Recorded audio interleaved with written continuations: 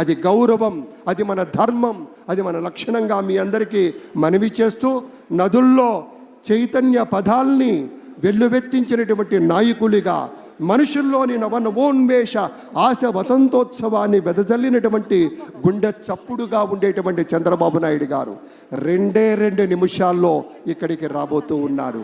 భూమి కోసం, భక్తి కోసం, పేద ప్రజల విముక్తి కోసం నిరంతర పోరాటం, ప్రగతి కోసం, ప్రజల కోసం నిత్యం విజ్ఞాన రథం ఆయన గళం. చంద్రబాబు గారి విజయం వ్యక్తిత్వం ఎప్పుడూ కూడా తప్పనటువంటి విజయం.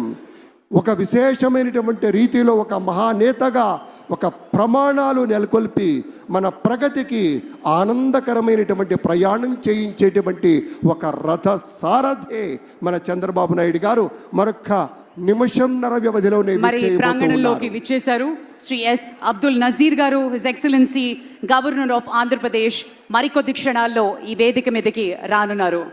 Ladies and gentlemen, we also take the pleasure in a few moments from now, Chief Minister Designate Sri Nara Chandrababu Naidu garu, along with the Prime Minister of India, Sri Narendra Modi ji, will join us on stage.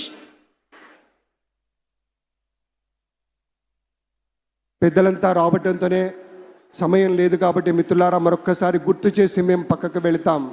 ఒకే ఒక్క నిమిషం ఉంది.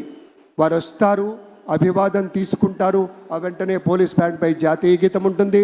ఆ తర్వాత గౌరవనీయులు మన chief secretary గారు కార్యక్రమాన్ని నిర్వహించి ప్రమాణ స్వీకారోత్సవం మన పెద్దల చేత చేయించేటువంటి సందర్భం కాబట్టి సుమారుగా ఒక 35-40 నిమిషాల వ్యవధిలో ఆ కార్యక్రమం ముగిసిన తర్వాత మళ్ళీ మరొక్క మారు జాతీయ గీతాలాపన ఉంటుంది. ఈ 2 సందర్భాల్లో మనం లేచి నిలబడి మన ధర్మాన్ని మనం పాటించాలి.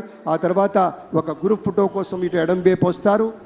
దాంతో అనుకున్నటువంటి కార్యక్రమంలో ముఖ్యమైనటువంటి పాయింట్ పూర్తవుతుందని మనవి చేస్తూ మరొక 30 సెకండ్ల వ్యవధిలోనే వేదికకి విచ్చేయబోతూ ఉన్నారు